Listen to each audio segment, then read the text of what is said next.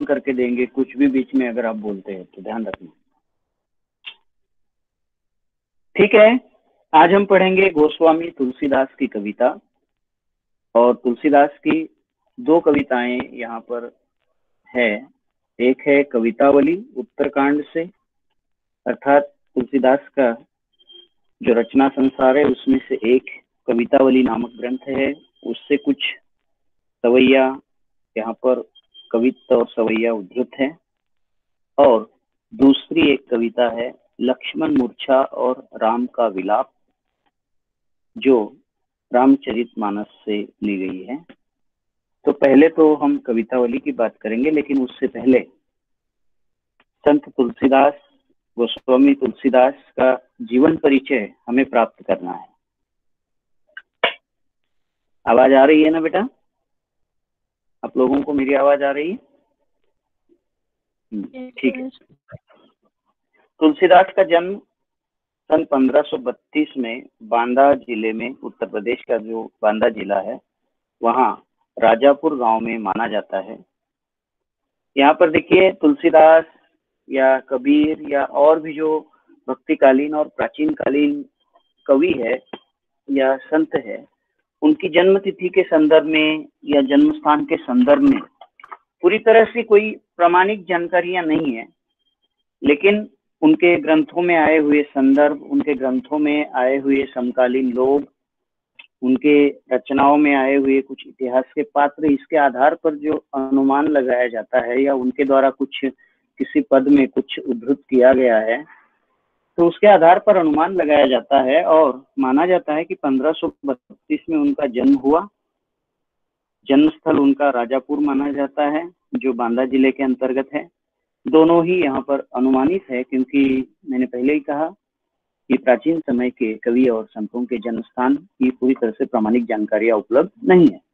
लेकिन अधिकतर विद्वान उनकी जन्म तिथि जो है 1532 ही स्वीकार करते हैं।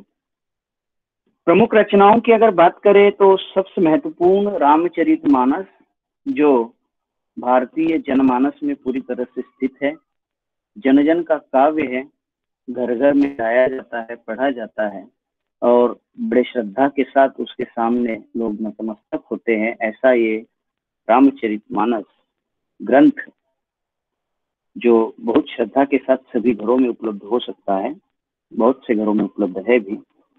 तो रामचरितमानस साथ साथ विनय पत्रिका, गीतावली, कृष्ण गीतावली। ध्यान रखिए, यहाँ पर कई बार जो है सामान्य ज्ञान के प्रश्नों में ये प्रश्न पूछा जाता है कि कृष्ण गीतावली किसकी रचना है। और आमतौर पर जो है रामचरितमानस या तुलसीदास जो है राम भक्त कवि माने जाते हैं। और राम भक्त कवि के रूप में तुलसीदास प्रसिद्ध होने के कारण कई बार हम सोचते ही नहीं कि तुलसीदास ने कृष्ण के संदर्भ में कुछ लिखा है या कृष्ण की भक्ति के विषय में कुछ लिखा है, कृष्ण लीलाओं के बारे में कुछ लिखा है। लेकिन इस बात को हमें भूलना नहीं है कि कृष्ण गीतावली ये जो ग्रंथ है, ये रचना जो है, ये तुलसीदास की है। कई बार सूरदास का विकल्प दिया जाता है, क्योंकि सूरदास कृष्ण भक्त कवि है, लेकिन कृष्ण गीतावली रचना सूरदास की नहीं है। ध्यान रखिएगा, ये तुलसीदास द्वारा रचित है। फिर दोहावली, कवितावली और रामाज्ञा प्रश्न जैसे ये कृतियां जो है तुलसीदास की है। और 1900 सन 1623 में काशी में उनका देहांत हुआ।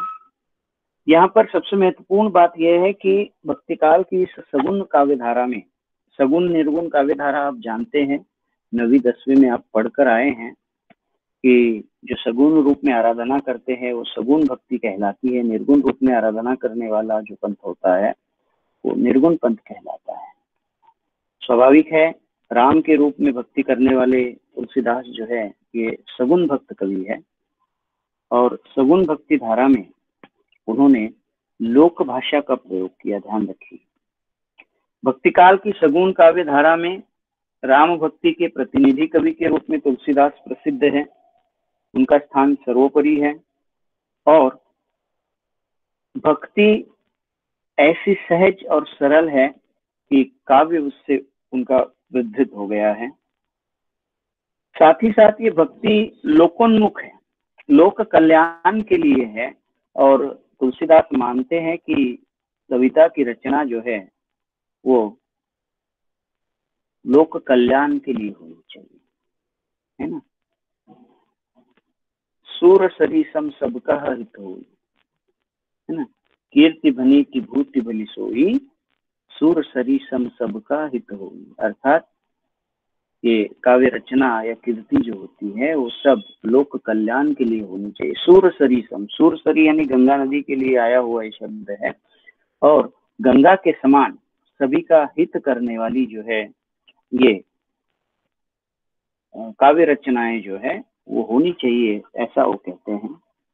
उनकी भक्ति लोकमंगल की भावना से भरी हुई है और केवल संवेदना ही नहीं, काव्य संवेदना की दृष्टि से नहीं बल्कि काव्य भाषा की दृष्टि से भी उन्होंने एक बहुत बड़ा समन्वय करने का कार्य किया है। ध्यान रखिएगा, तुलसीदास की कविता जब हम पढ़ रहे हैं तो जब भाषा और काव्य रचना पर विचार करते हैं और प्रकार पर विचार करते हैं तो हम देखेंगे कि तुलसीदास का काव्य जो है समन्वय की विराट चेष्टा है।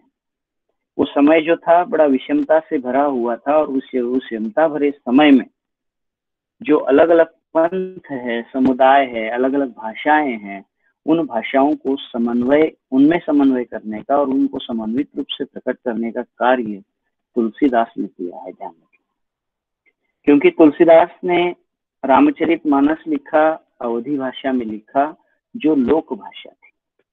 फिर उस समय तक ब्रज भाषा में जो कविताएं रची जाती थी तो ब्रज भाषा का भी उन्होंने जो है काव्य रचना के लिए इस्तेमाल किया, उसका प्रयोग किया, उसका माध्यम बनाया। यानी भाषा के क्षेत्र में जो समन्वय लाने का प्रयास उन्होंने किया वो बहुत ही नया था। साथ ही जन जन तक काव्य पहुंचे। उस समय की जो संस्कृत भाषा जो जिसमें काव्य रचना होती थी तो केवल गिने चुने लोगों को या एक विशिष्ट वर्ग को समझ में आती थी, जो एक ऊपरी वर्ग है, उच्च वर्ग है तथाकथित उस समय जो माना जाता था उसको समझ में आती थी। लेकिन जन जन तक राम काव्य पहुंचे और जन जन तक कविता पहुंचे, इसलिए उन्होंने लोक भाषा का इस्तेमाल किया। उस समय शास्त्रीय भाषा संस्कृत थी और ऐसा नहीं कि तुलसीदास जो है संस्कृत नहीं समझते थे। तुलसीदास जो है संस्कृत में भी सर्जन क्षमता रखते थे, लेकिन उन्होंने लोक भाषा को चुना, अवधि को चुना, ब्रज भाषा को चुना। ब्रज भी लोक प्रचलित भाषा थी, अवधि भी लोक प्रचलित भाषा थी और इन दोनों भाषाओं को उन्होंने साहित्य का माध्यम चुना। जिस प्रकार उनमें भक्त और रचनाकार का द्वंद्व है, एक तरफ वो भक्त साबित करते हैं, एक तरफ रचनाकार साबित होते हैं। यानी जितने भक्त श्रेष्ठ है उतने ही रचनाकार के रूप में भी वो श्रेष्ठता प्राप्त किए हुए हैं। एक तरह का ये द्वंद्व उनके व्यक्तित्व में जो बना हुआ है वो शास्त्र का और लोक का भी द्वंद्व है। एक तरफ शास्त्रीयता के आधार पर भी वो श्रेष्ठ निर्धारित होते हैं, निश्चित होते हैं और लोक से जुड़े हुए होने के कारण लोक में भी सर्वश्रेष्ठता जो है वो लिए हुए हैं। शिल्प में मर्यादा है, शिल्प की दृष्टि से भी सभी छंद जो है अलग अलग, उन्होंने सवैया छंद में भी लिखा, कवित्त छंद में लिखा, दोहा चौपाई में लिखा। उस समय की जितनी भी कुछ शैलियां थी उन सभी शैलियों का समन्वय उनकी भाषा में मिलता है। शास्त्रीयता और लोक मत का दोनों मिला जुला रूप जो है उसको शास्त्रीय बनाने की प्रक्रिया उनकी कविताओं में चलती रही और इसके कारण उनके ग्रंथ जो है जन सामान्य में बड़े लोकप्रिय है।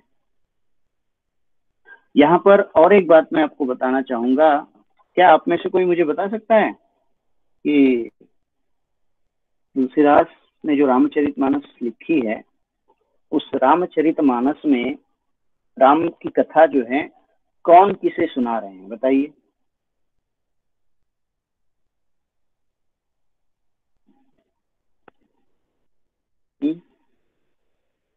मेरे ख्याल से बहुत से बच्चों के घरों में रामचरितमानस है और उसका पाठ भी होता है। तो कौन बता सकता है कि ये राम की कहानी तुलसीकृत रामायण में कौन किसको कह रहा है? बोलो। बताइए तो।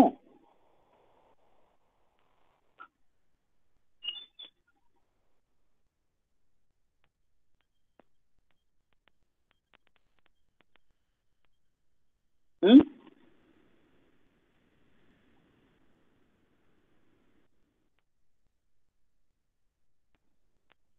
हेलो बेटा, आवाज आ रही है क्या आप लोगों को मेरी?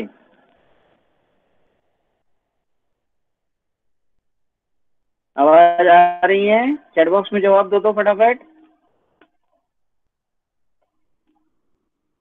हेलो।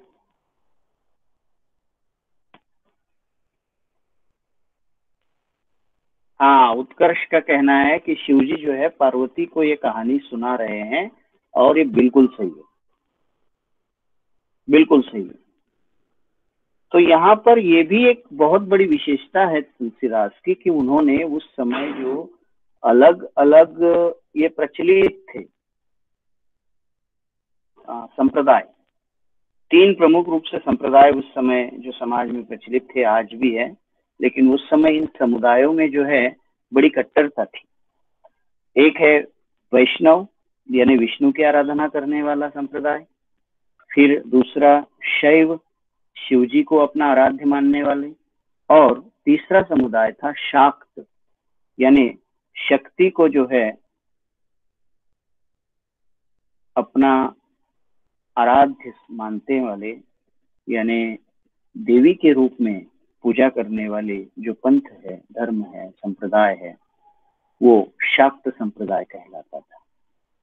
तो यहाँ पर तुलसीदास के रामचरितमानस को जब हम पढ़ेंगे तो हम देखेंगे कि तुलसीदास ने इन तीनों संप्रदायों में समन्वय करने का प्रयास किया है। ध्यान रखिए, और इस रूप में तुलसीदास और भी श्रेष्ठ है। जैसे आमतौर पर शैव, वैष्णव और शाक्त अपने अपने संप्रदाय को श्रेष्ठ बताते हुए जो आपस में लड़ने का कार्य करते थे, तुलसीदास ने अपने रामचरितमानस में शिवजी के द्वारा राम की कहानी सुनाकर जो है एक तरह से शैव और वैष्णव में समन्वय प्रस्थापित किया। शिवजी पार्वती को जो है राम की कहानी सुना रहे हैं, और यहाँ दोनों को साथ में लाकर खड़ा करके जो है तुलसीदास ने जनमानस में दोनों को एक होने की भावना जो है वो दृढ़ की, प्रबल की, और उससे उन संप्रदायों में जो एक एक दूरी थी उसको पाटने का कार्य। दूसरी ओर राम भी आगे चलकर कहते हैं कि शंकर प्रिय मम, शिव द्रोही मम द्रोही कहा। आगे वो कहते हैं, यानी राम के मुख से ऐसे उद्गार है कि शंकर मुझे बड़े प्रिय है, और जो शिव का द्रोह करता है वो मेरा भी द्रोही है। अर्थात यानी विष्णु की भक्ति करते हुए या मेरी भक्ति करते हुए जो शिव के प्रति गलत धारणा रखता है या उसका द्रोह करता है या उनकी आराधना के प्रति या उनके संप्रदाय के प्रति किसी प्रकार से, शैव संप्रदाय के प्रति किसी प्रकार से अलग विचार रखता है, तो वो मेरा भी द्रोह करने वाला होगा। इस प्रकार की बातों करते हैं। तो यहाँ पर शिवजी ने राम की कथा कहलवाई शिवजी से, साथ में उन्होंने राम राम द्वारा इस तरह के वचन कहलवाए, और इसके माध्यम से शैव और वैष्णव का समन्वय उन्होंने। आगे चलकर जब लक्ष्मण को मेघनाथ का बाण लग जाता है और मूर्छित हो जाता है, और राम उससे पहले शायद लक्ष्मण राम से जीत प्राप्त करने के उद्देश्य से जो है वो शक्ति की पूजा करते हैं। तुलसीदास के रामायण में जो है राम जो है शक्ति की आराधना करते हैं, अर्थात देवी की आराधना करते हैं।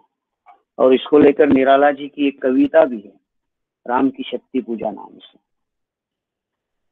कि कैसे राम जो है जीत के लिए शक्ति का आह्वान करते हैं या देवी का आह्वान करते हैं, उसकी आराधना करते हैं।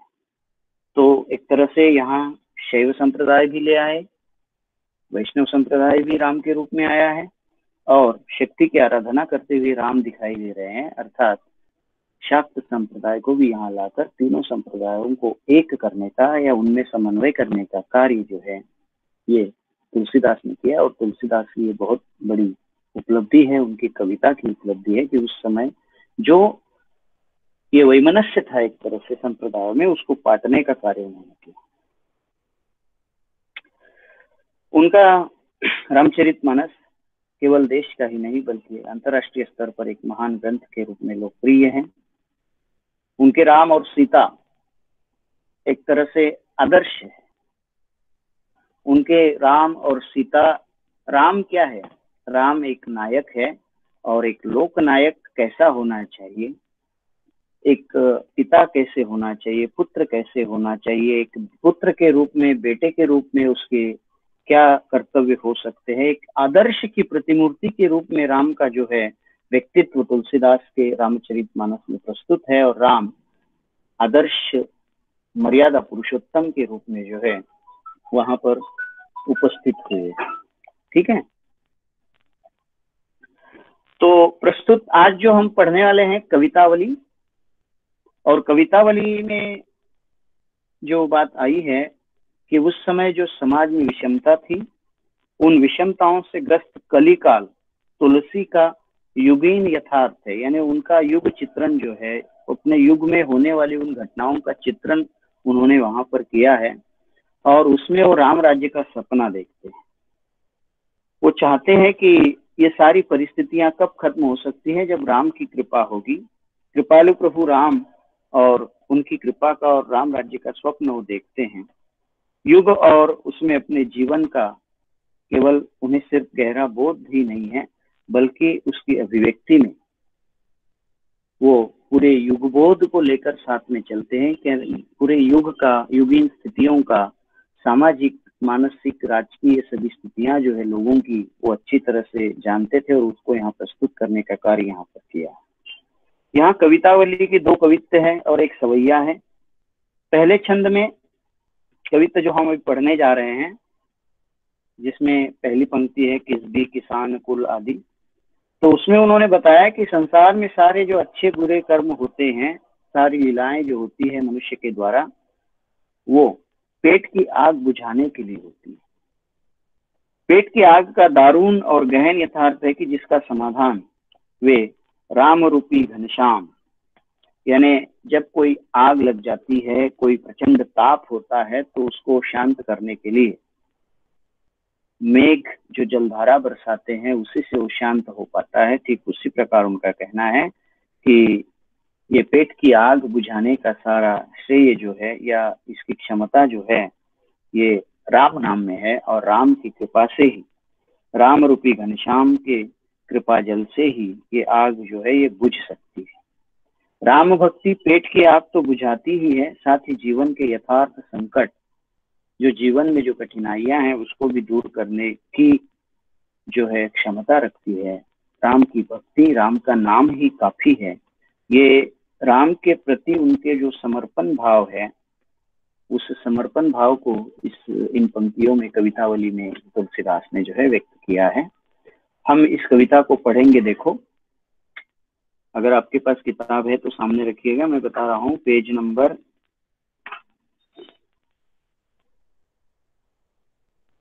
48। आवाज आ रही है ना बेटा आप लोगों को?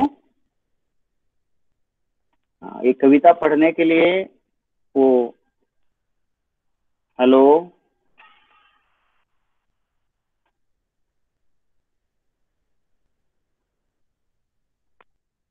आवाज आ रही है बेटा? हाँ ठीक है, ओके ओके सर।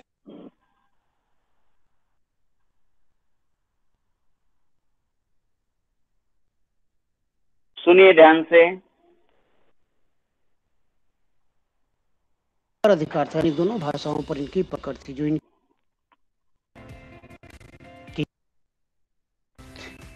इन कविताओं को पढ़ेंगे। कवित्त एक वर्णिक छंद है जिसमें वर्णों की गणना होती है। यह ब्रज भाषा में लिखा गया है।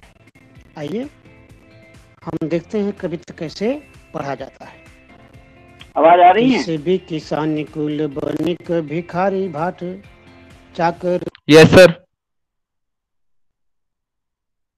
चपल नट चोर चार चेटकी, हेलो, पेट ना होती है। यह ब्रज भाषा में लिखा गया है।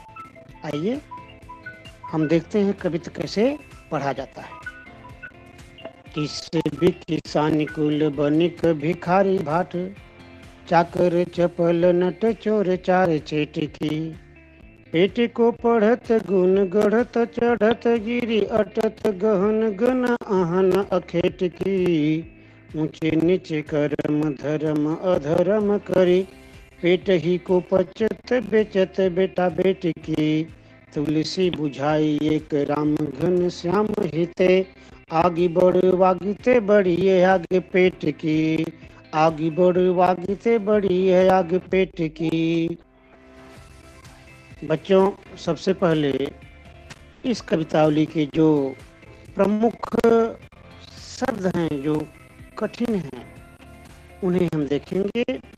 किसबी का अर्थ है व्यापार, किसबी का अर्थ है मेहनत कश,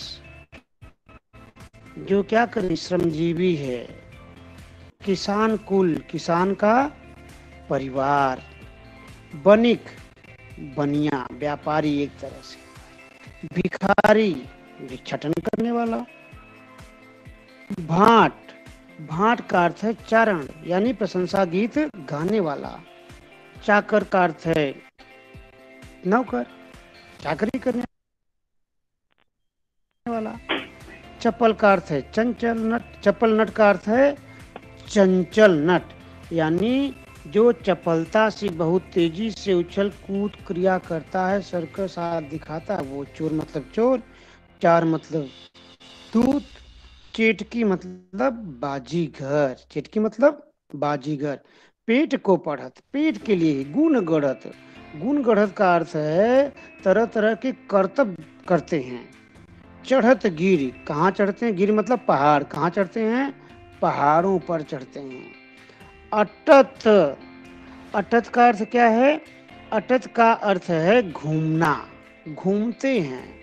गहन गन, घने जंगलों में।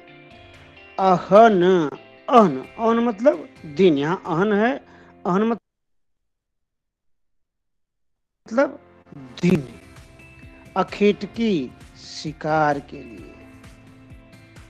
ऊंचे नीचे कर्म, कर्म मतलब कर्म, ऊंचे नीचे कर्म। धर्म अधर्म, धर्म अधर्म। पेट ही को पचत, पचत मतलब मरत। बेचत बेटा बेटकी, किसको बेच देते हैं, बेटा बेटी तक का सौदा कर देते हैं। तुलसी बुझाई, बुझाई का अर्थ है शांत करना। बुझाई, बुझाई का अर्थ क्या है, शांत करना।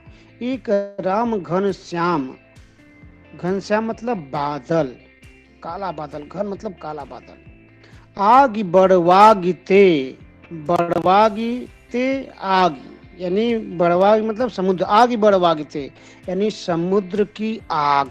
देखिए बच्चे, यहाँ एक चीज जानना है कि आग 3 तरह की होती है, बड़वाग्नि, दावाग्नि, जठराग्नि। तो यहाँ बड़वाग्नि की बात किया, यानी बड़वागिते यानी समुद्र में लगी आग।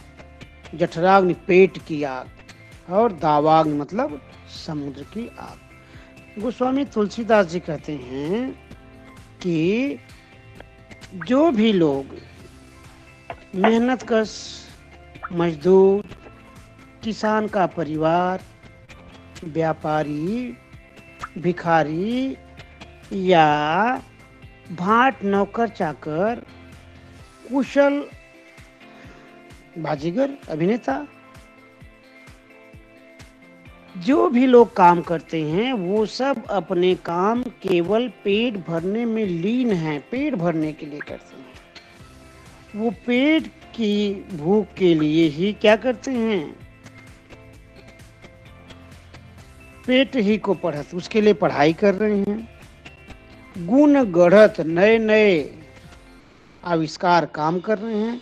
चढ़त गिरी, मेहनत करके पर्वतों पर चढ़ रहे हैं। अटत, घूमते हैं। गहन गन, दिन भर मतलब घूमते हैं। अहन मतलब दिन भर। अखेट की, शिकार के चक्कर में दिन भर घने जंगलों में घूमते हैं। ऊंचे नीचे कर्म धर्म अधर्म करे, और क्या करते हैं, यहाँ तक कि धर्म अधर्म का ख्याल किए बगैर ऊंचा नीचा यानी अच्छा बुरा काम करते हैं। पेट ही को पचते, पेट ही के लिए, पेट को शांत करने के लिए, पेट को भरने के लिए लोग बेटा बेटी तक का सौदा, अपनी संतान तक का सौदा कर डाले। तुलसी बुझाई एक राम घनश्याम ही से, तुलसीदास कहते हैं कि यह पेट की आग केवल एक ही, यानी राम की भक्ति रूपी बादल से ही शांत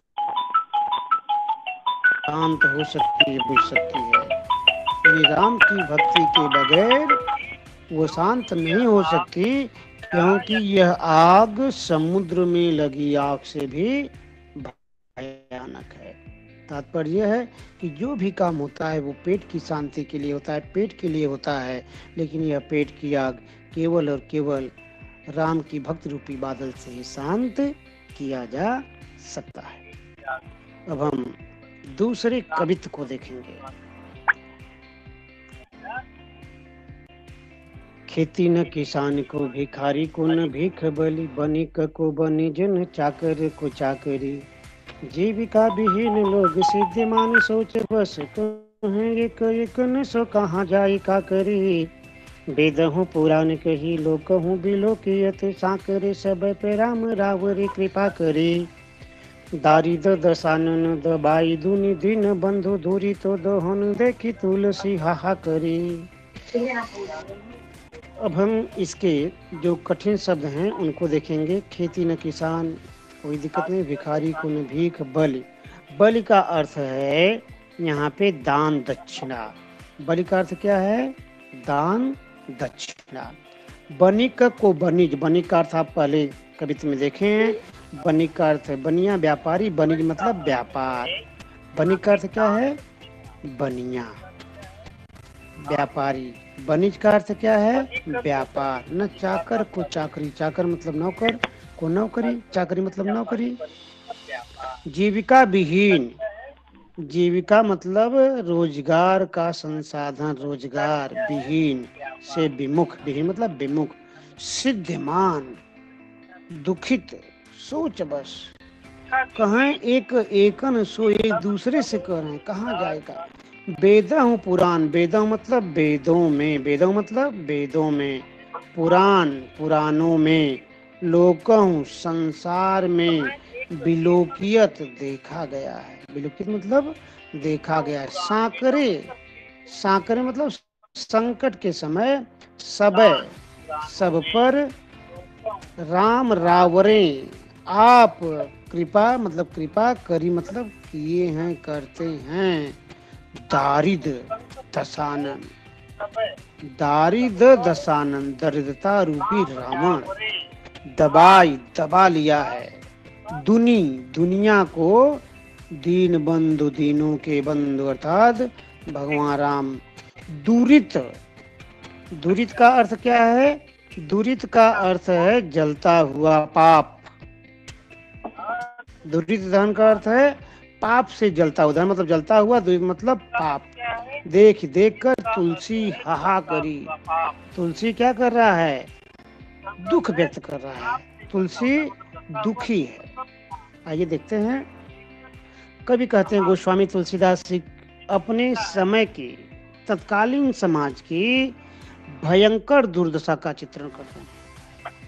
उस समय का जो हाल है उसका वर्णन गोस्वामी तुलसीदास करते हैं। क्या कहते हैं? खेती न किसान को, किसान के पास करने के लिए खेती नहीं है, यानी उसके पास अपने लिए खेती के करने के साधन नहीं है। भिखारी को न भीख बल, भिखारी को भीख नहीं मिल रही है, उसे कोई दान नहीं दे रहा है। बनिया को व्यापार नहीं मिल रहा है, यानी उसका व्यापार मंदा हो गया है, और लोग नौकरी शुदा लोग नौकरी के लिए दर दर भटक रहे हैं। जीविका विहीन लोग सिद्धमान सोच बस, दुखी हैं, और कहाँ एक एकंसो कहाँ जाए का कर। जीविका विहीन लोग एक दूसरे से अपनी समस्याएं कह रहे हैं कि तुम ही बताओ मैं कहाँ जाऊं, क्या करूं। वेदा हूँ पुराण कही, वेदों और पुराणों में कहा गया है लोक हूँ बिलोकियत,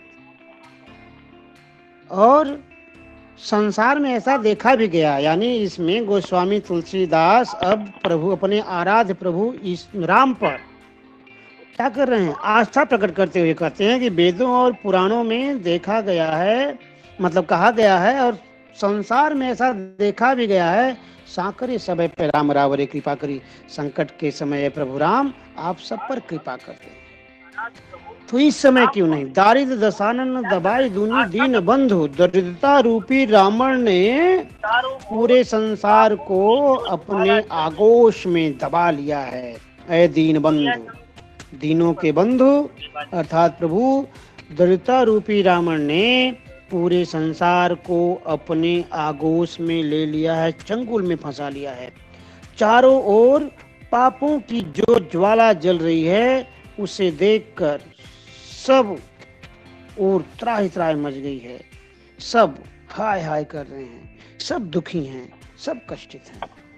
इस कवित्त में कवि ने तत्कालिक समाज की यथार्थ स्थिति का चित्रण किया है कि किस तरह से लोग जीविका विहीन है, किसी के पास कोई संसाधन नहीं है, लोग परेशान हैं, एक दूसरे से पूछ रहे हैं मेरे लिए कोई काम बताओ। और अपने ईश्वर पर तुलसी आस्था दिखाते हुए कहते हैं कि संकट के समय ऐ प्रभु आप सब पर क्या करते हैं, मेहरबान होते हैं, सबकी मदद करते हैं। तो इस समय क्यों नहीं, क्योंकि एक तो रावण से आप लड़े और एक आज रावण दरिद्रता के भेष में आया हुआ है, यानी बेरोजगारी भुखमरी के भेष में आया हुआ है, जो पूरी दुनिया को अपने चंगुल में फंसाया हुआ है। उसमें पूरी दुनिया को देख करके त्राहि त्राहि करते हुए सब दुखी हैं, सब कष्टित हैं। यह भी कविता छंद है, ब्रजभाषा में लिखा गया है, कवितावली के उत्तरखंड से लिया गया है। अगला जो संकलन है वो है सवैया। सवैया भी एक वर्णिक छंद है, वर्णिक छंद ये भी ब्रजभाषा में लिखा गया है। सवैया छंद कैसे पढ़ते हैं उसे हम एक बार देखेंगे। धूत कहूँ अवधूत कहूँ रजपूत कहो जोलहा कहो कोई, काहू की बेटी से काहू की बेटी सो बेटा न ब्याहब, काहू की जाति बिगाड़ न सोऊ। तुलसी सर नाम गुलाम है राम को, जाको रुचे सो कह कछुओ। मांगी के खैबो मसीत को सोइबो, लैबै को ये को न दैबै के दो। आइए अब हम इसके कुछ कठिन शब्दों को देखते हैं। धूत का अर्थ क्या है, धूर्त, यानी सठ, मक्कार। अवधूत का अर्थ है बीतराग, जिससे इस सबसे कोई मतलब नहीं है। रजपूत मतलब राजपूत, कहो मतलब कहता है। जोलहा, जोलहा का अर्थ है जुलाहा, कपड़ा बुनने का काम करने वाला। काहू की बेटी सो बेटी से बेटा न ब्याह, ब्याह नहीं करूँगा। काहू की किसी की, बिगाड़ मतलब बिगाड़ना। तुलसी सरनाम, सरनाम है, प्रसिद्ध है, फेमस। गुलाम मतलब गुलाम। जाको जिसको, रुचे अच्छा लगे, सो मतलब वो, कहे कछु वो कहे। मांग कै मांग कर, खैबों खाऊंगा। मसीत मस्जिद यानी धर्म स्थानों पर। सोइबों सोऊंगा। लैबै को लेने को, एक उन दैबै के देने को दो। अब हम इसके भाव को समझेंगे, यानी कवि इसमें कहना क्या चाहता है। तुलसी राम पर अपना प्रकाट, प्रेम का प्रकाट करते हुए कहते हैं, यानी राम पर अपनी आस्था, अपनी श्रद्धा दिखाते हुए कहते हैं कि चाहे मुझे धूर्त कहो, अवधूत कहो, सठ कहो या योगी कहो, रजपूत कहो, राजपूत यानी बड़ी जात का कहो, जुलाहा कहो, चाहे क्या कहो, जुलाहा कहो, यानी मुझे इन नामों से कोई फर्क नहीं पड़ता। यानी मुझे चाहे तुम सठ कहो, चाहे अवधूत कहो, रजपूत बड़ी जात का कहो, जोलहा जुलाहा कहो, यानी छोटी जातियों में गणना करो, मेरे ऊपर इसका कोई फर्क नहीं पड़ता। मुझे किसी की बेटी से, काहू की बेटी से बेटा न ब्याहब। मुझे किसी की बेटी से अपना बेटा नहीं ब्याहना है।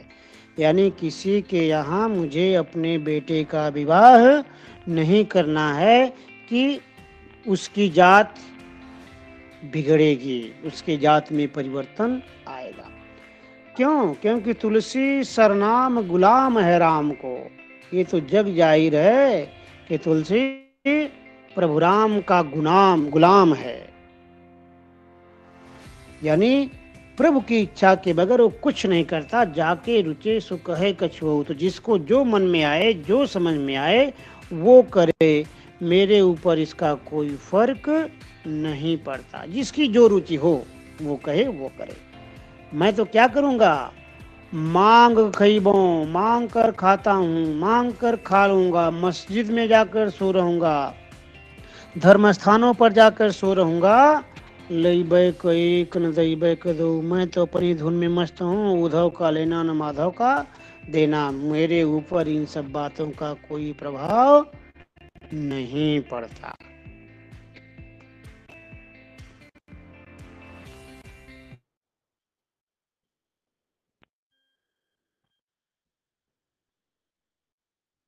हेलो,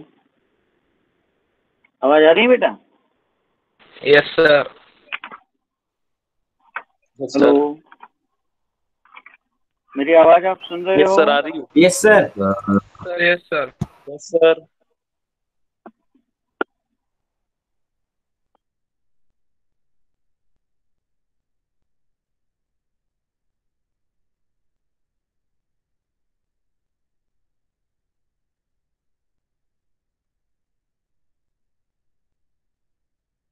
तो हाँ बेटा, आवाज आ रही है ना आप लोगों को? सर। हाँ, तो हम हाँ लोग सर। कवितावली से जो कवित्त और सवैया है, 3 है वहां पर, उसको गाकर हमें आप लोगों को सुनाना था। इसलिए वो जो हमारे मित्र है सर, उन्होंने जो गाया था वो मैं आपको सुना रहा था। जो हिंदी प्रांत के बच्चे हैं या अवध प्रदेश से संबंध रखने वाले बच्चे हैं, वो जानते हैं कि किस तरह से ये सवैया और कवित्त जो है गाए जाते हैं। गाने के लिए मैं भी गा सकता हूँ, लेकिन सर जिस तरह से गा रहे थे उतना अच्छी तरीके से शायद मैं ना गा पाऊँ, है ना। और इसलिए कैसे उसको पढ़ा जाता है, पढ़ने का तरीका आपको समझे, इसलिए मैं आपको ये सुना रहा था उनका गाया हुआ। साथ में उन्होंने स्पष्ट भी किए अर्थ। तो पहले जो है सवैया कवित्त है, किस भी किसान कुल बनिक भिखारी भाट। इसमें तुलसीदास का कहना है कि चाहे संसार में जो भी कार्य हो रहे हैं, अच्छे हैं बुरे हैं, धर्म कर रहे हैं अधर्म कर रहे हैं, सही है गलत है, जो भी है, लेकिन इसके पीछे जो है सारी प्रेरणा एक तरह से जो है वो पेट की आग है ना। पुरानी हिंदी फिल्मों का डायलॉग अगर आपको मालूम है कि पापी पेट का सवाल है बाबू, है ना। ये जो पापी पेट है ये सब कुछ करवाता है, और ये पेट की आग बुझाने के लिए मनुष्य जो है सब कुछ काम कर रहा है। तो तुलसीदास की ऐसी श्रद्धा है राम पर कि उनका कहना है कि राम ही है जो इस पेट की आग को बुझाने के लिए जो है हमारी मदद कर सकते हैं। उनकी कृपा का जल जब बरसेगा तो ये पेट की आग जो है वो शांत हो सकती है। यानी बड़वागिते, यानी समुद्र में लगी हुई आग, समुद्र में लगी हुई आग से भी बढ़कर ये पेट की आग होती है। और इसको बचाने का या इससे बचने का, इस आग को शांत करने का एक ही मार्ग है, और वो है राम की कृपा दृष्टि। तो उसी बुझाई एक राम घनश्याम हिते, राम रूपी घनश्याम, है ना। देखिए इसमें ब्रज भाषा काव्य सौंदर्य की अगर बात करें इस पहले कवित्त में, तो भाषा इसकी ब्रज है, ध्यान रखिएगा। छंद जो है कवित्त छंद है, और रस अगर है तो शांत रस की अभिव्यक्ति यहाँ पर है। कुछ लोग उसको भक्ति रस का नाम देते हैं, लेकिन शांत रस ही हम उसे कहेंगे। कुछ लोग अलग से भक्ति रस नाम से उसका भेद करते भी हैं, लेकिन आवश्यक नहीं है, हम शांत रस इसको कहें। ठीक है। साथ में एक राम घनश्याम हित, राम रूपी घनश्याम में कौन सा अलंकार है, कौन बता सकता है, बताइए तो कौन सा अलंकार है राम रूपी घनश्याम? बोलो जल्दी। रूपक अलंकार, वेरी गुड। राम रूपी घनश्याम, तो राम ही है। जिस तरह मेघों से जलधारा जब बरसती है तो आग शांत हो जाती है, वैसे ही राम रूपी मेघ की कृपा दृष्टि की बरसात होगी तो हमारे सारे दुख दर्द जो है दूर हो जाएंगे और इस पेट की आग बुझाने, अर्थात राम की कृपा दृष्टि। यहाँ पर राम की निस्सीम भक्ति जो है वो प्रकट होती है, राम के प्रति समर्पण भाव प्रकट होता है। यहाँ किसी प्रकार के तर्क वितर्क के लिए कोई शंका ही उपस्थित नहीं होती है, क्योंकि यहाँ पर वो जो भक्ति भावना है, उस भक्ति भावना की तीव्रता है कि श्रद्धा जो है राम के प्रति वो यहाँ पर है। तर्क भावना, विज्ञान के विद्यार्थी होने के नाते जो तर्क आपके मन में हो सकता है, सर कैसे ऐसा हो सकता है, राम की कृपा से कैसे पेट की आग बुझ सकती है, राम का नाम लेने से कैसे दुख दर्द दूर हो सकते हैं, ये जो भक्ति भाव है राम का और तुलसीदास का राम के प्रति और श्रद्धा का जो भाव है, इसको विज्ञान की कसौटी पर कसकर हम नहीं दे सकते। इसमें जो कविता का वर्ण विषय है, कविता में जो उत्कट भाव संवेदनाएं है, वो महत्वपूर्ण है। राम के प्रति समर्पण भाव, भक्ति की जो अदम्य स्थिति है, अदम्य भक्ति जो इसमें दिख रही है, अदम्य विश्वास जो राम के प्रति दिखता है तुलसीदास के मन में, ये यहाँ पर महत्वपूर्ण है। तो इस प्रकार इस पहले कवित्त में तुलसीदास जो है सारी समस्याएं जो है, इन समस्याओं के पीछे पेट की आग ही प्रेरणा है। चाहे अच्छे बुरे कर्म जो भी लोग करते हैं, उसके पीछे पेट की आग ही प्रेरणा है, और उसको बुझाने के लिए सब कार्य लोग करते हैं, और इन स्थितियों को दूर करने के लिए राम की कृपा दृष्टि आवश्यक है, ये बात तुलसीदास करते हैं। इसके बाद दूसरा कवित्त और सवैया जो है, इसके बारे में और हम कल बात करेंगे। तो अभी जो है पहला कवित्त, इसके काव्य सौंदर्य को भी अच्छी तरह से आप समझना है। ठीक है, तो यहाँ पर आज हम रुकते हैं।